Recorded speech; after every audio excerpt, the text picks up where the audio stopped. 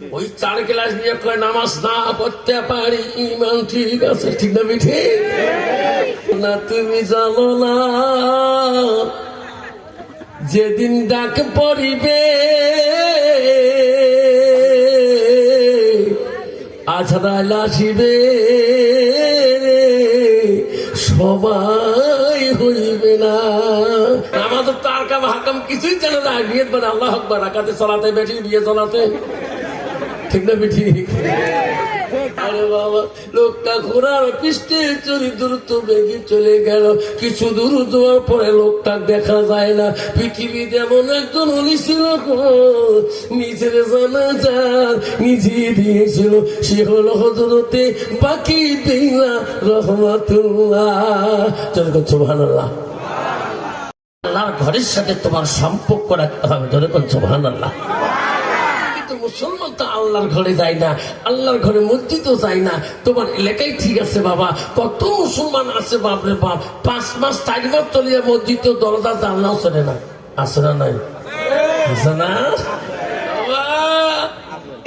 5 টাকা দিয়ে 1 কাপ চা চিলেখানা বাজারে খেয়া গরম করে দেয় দোকান, ঠিক না? ঠিক। ওই 4 ক্লাস নিয়ে কয় নামাজ না পড়তে পারি ইমান ঠিক আছে, ঠিক না? ঠিক বাবা, মাওলানার গীবত, মৌলবীর গীবত, আমির সাহেবের গীবত, কারি সাহেবের গীবত, মুফতি সাহেবের গীবত, নামাজের গীবত, যখন ঠিক না? ঠিক শোনা, তুমি জানো না যেদিন ডাক পড়িবে আজরাইল আসিবে সবাই হইবে না, ঠিক না? ঠিক। উনি চিলাখানার থেকে বাড়ি আসবে, কোন গ্যারান্টি আছে? যেরকম আব্বারে, তোর আব্বাকে যেদিন 4 জনে ঘাড়ে করে কবরে নিয়ে যায়, যেদিন তোর মাকে কবরে নিয়ে গেছিল, আর যেদিন তুই কবরে নিয়ে যাবে সেদিন হাজারো কান্দিবা, তোর ছেলে মেয়ে কোনদিন তোর কান্দন শুনবে না। মুসলমান যদি এই কথা বুঝতো তাহলে মুসলমান কোনদিনও মসজিদে আজান হওয়ার পরে পরে ওই মুসলমান কিন্তু মুসলমানই তো নষ্ট করতো না, যতক্ষণ ঠিক না? ঠিক। মুসলমানের ঘরে জন্ম নিয়ে মুসলমান হওয়া যায় না। তুমি তো বলছো আমি মুসলমান, আল্লাহ তো বলছি ইন্নাল মুসলিমিনা ওয়াল মুসলিমাত ওয়াল মুমিনিনা ওয়াল মুমিনাত ওয়াল কানিতিনা ওয়াল কানিতাত, যেরকম সুবহানাল্লাহ। আব্বা, আমি মুসলমান বলে পরিচয় দিলে সবাইকে ভাই রক্ষে মুসলমান, কিন্তু তার যদি বেঈমান করা হয় তাই পারবি না, পারবে? যেরকম পারবে না বাবা। যদি কোনো মানুষের খাবার সময় তুই নামাজ না উঠে সমাজ থাকি দেখু মাথা গন্ডল করবে, ঠিক না? ঠিক। আরে বাবা, কত মুসলমান আছে বাপ তোমার জঙ্গলে আসামত আছে রে বাপ, 1 বছরও যায় না। যদি কালে ভালো বেটির বিয়ে লাগছে দেখো ধুপ ধুপ জুমে আবার লাগছে, যে কইছে সমাজের গায়ে সত্যু জুমে না যাস বেটির বিয়ে তো না করতে দাওয়া তো করছি, বুঝবু বিয়ের দিন কলে হুজুর কি করা হবে জুমে যাই তাড়াতাড়ি যা পাই দেখবো মসজিদের আগা কাতত খাড়াইয়া আছে, ঠিক না? বেঠি আমাদের তার কাম হাকাম কিছুই জানে না, নিয়ত মানে আল্লাহ আকবার, রাকাতে চলাতে বেঠি বিয়ে চলাতে, ঠিক না? বেঠি আব্বা জানাবার আল্লাহ রাসূলের কাছে আব্দুল ইবনে মাসউদ এই হাদিসটা বর্ণিত আছে।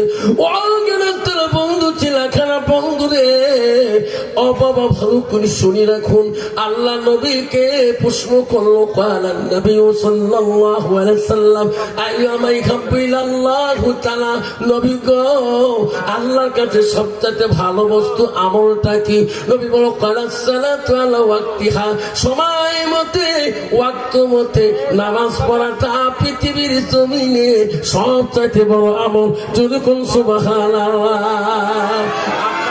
ও বন্ধুগণ শুনে রাখেন, পৃথিবীর কত বড় অলি ছিল গো আল্লাহ, যে অলির জীবনে আল্লাহ 1 ওয়াক্ত তাহাজ্জুদ নামাজ কায়দা হয় নাই। হুজুর কোন ওলি আব্বারে, তার নাম হলো হযরতে বাকি বিল্লাহ রহমাতুল্লাহ। হাজার হাজার ভক্তবিন্দু, হাজার হাজার মুরিদান ছিল হযরতে বাকি বিল্লাহ রহমাতুল্লাহ।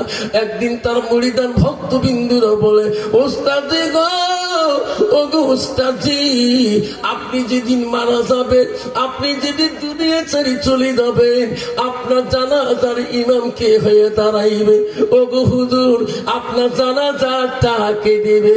হযরতে বাকি বিল্লাহ বলছে, এ বেচারা, শুনে রাখো, আমি তোমার উস্তাদ, আমি তোমার হুজুর বলি যাই, আমার জানাজার ওই মানুষ ইমাম হবে যার জীবনে এক ওয়াক্ত তাহাজ্জুদ নামাজ কায়দা হয় নাই।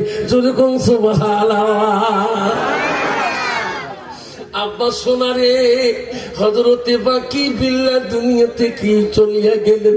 পৃথিবীতে এমন কোন মানুষ, এমন ওলি আউলিয়া নাই মৃত্যু ছাড়া চিরকাল জিন্দা রহে নাই। বাকি বিল্লাহ দুনিয়া বিদায় নিয়ে নিলেন। হাজার হাজার ভক্ত বিন্দুরা কান্দে, আরে আমার হুজুর বলে গেছে, আমার হুজুর ইমাম, জানাজার ইমাম ওই মানুষ হবে যার জীবনে এক ওয়াক্ত তাহাজ্জুদ কায়দা হয় নাই। জানাজা শুরু হয়ে যাবে, হাজার হাজার মানুষ জানাজারে কাতারে লাইন হয়ে গেলেন। ভক্তবিন্দুরা বলল, কি আছেন গো? আমার উস্তাদের জানাজার ইমাম ওই মানুষ হবে যার জীবনে এক ওয়াক্ত তাহাজ্জুদ কায়দা হয় নাই। তিনি আসে আমার উস্তাদের জানাজারটা দেন। ওই দিন দেখতেছে কোন ইমাম হইয়া কোন আলেমও সামনে যেতে পারে না, কারণ সবাই গ্যারান্টি দিতে পারে না। আমার 5 ওয়াক্তের গ্যারান্টি নাই, তাহাজ্জুদ গ্যারান্টি দিতে পারবো না। যেরকম ঠিক না বিঠি? যে মানুষটা তাহাজ্জুদ নামাজ কায়দা না হয়, তার ওয়াক্ত নামাজ কায়দা হবে? তার কত বড় কঠিন নামাজ তাহাজ্জুদ। আল্লাহকে আপন কাছে আনার জন্য একটা নামাজ হলো তাহাজ্জুদ নামাজ। যেরকম সুবহানাল্লাহ। সবাই হবে ভক্তবিন্দুরা বলে, গো কে গো আছেন আমার উস্তাদের জানাজাটা দিবেন যার জীবনে এক ওয়াক্ত তাহাজ্জুদ নামাজ কায়দা হয় নাই? ওই দিন বাকি বিল্লাহ রহমাতুল্লাহ ইমাম মেলে যা, ওই জানাজার জায়গায় ইমাম হয়ে কেউ দাঁড়ায় না। ভক্তবিন্দুরা কান্দে, উস্তাদজি গো, ও গো উস্তাদজি, কেন গো উস্তাদজি এই ওসিয়ত করে গেলেন? আজকে তোমার সামনে জানাজার ইমাম আমরা খুঁজে পাই না। কে তোমার জানাজা দিবে? কেউ তো তোমার সামনে কেউ দাঁড়াইতে চায় না। ভক্তবিন্দুরা পাগল হয়ে গেল, কানতে কানতে অস্থির হয়ে গেল। এমন সময় একটা মানুষ দ্রুত বেগে ঘোড়ার পিষ্টে চড়িয়া হযরতে বাকি বিল্লাহ রহমাতুল্লাহ ওই লাশের সামনে আসে দাঁড়াইয়া গেলেন।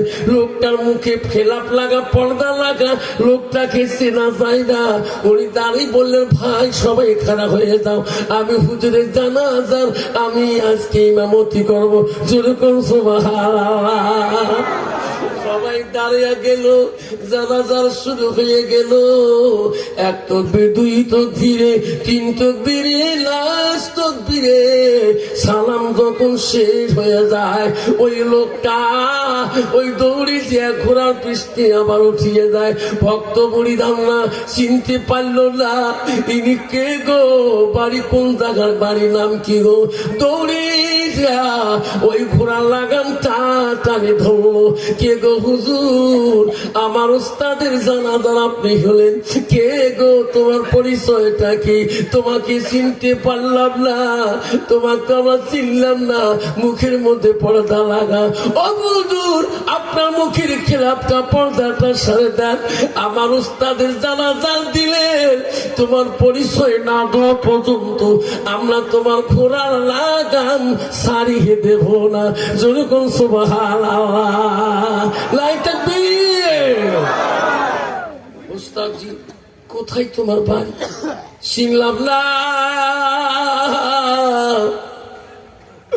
পরিচয় দাও আমার উস্তাদের আপনি জানাজা দিলেন যতক্ষণ পর্যন্ত পরিচয় দিবেন না গো উস্তাদি অতক্ষণ পর্যন্ত আমরা ঘোড়ার লাগাম তোমার ছাড়ি দেব না।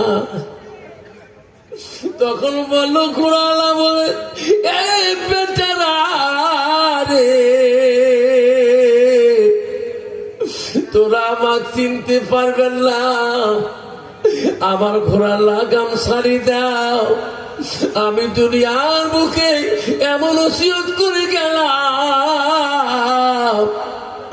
আজকে আমার জানাজার ইমাম হয়ে কেউ দাঁড়াইতে পারে না বেটারে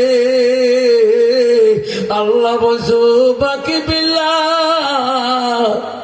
তুমি এমন দুনিয়াতে ওসিয়ত করে আসছো আজকে তোমার জানাজার ইমাম কেউ হইতে চায় না যার বাকি বিল্লাহ যা তুমি নিজের জানাজার তুমি নিজে দিয়ে আসো যেরকম সুবহানাল্লাহ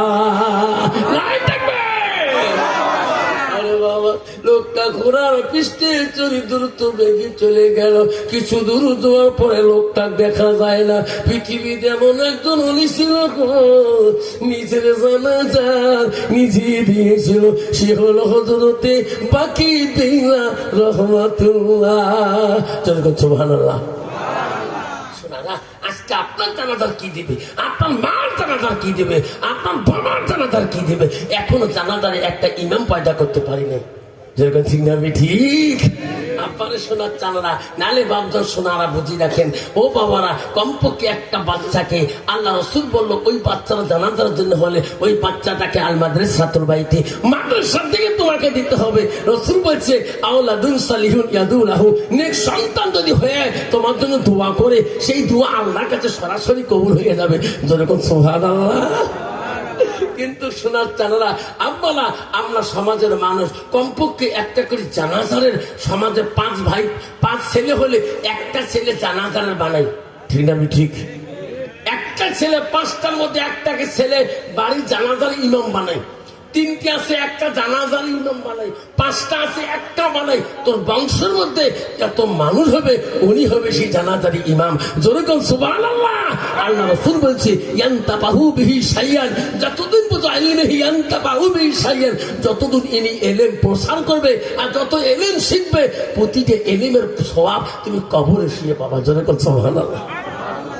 আমার মা বোনেরা ও আমার সোনার চাঁদ হেনাস্তলার মা বোনেরা শুনি রাখো মা বহু দূর থেকে এসেছেন মা আল্লাহ নবী কি বললো ও মা তোরা তো আছেন মা বহু দূর থেকে গত রাতে যে জলসা করছিলাম আসামে খাদিজাতুল কুবরা বানান মাদ্রাসায় ও মা এই পুরুষের থেকে 5 গুণ মহিলা বেশি হচ্ছিল আজকে জানি না গো মা বহু দূর থেকে আসি প্যান্ডেলে প্রজেক্টরের মাধ্যমে আমাকে তোরা দেখতেছেন মা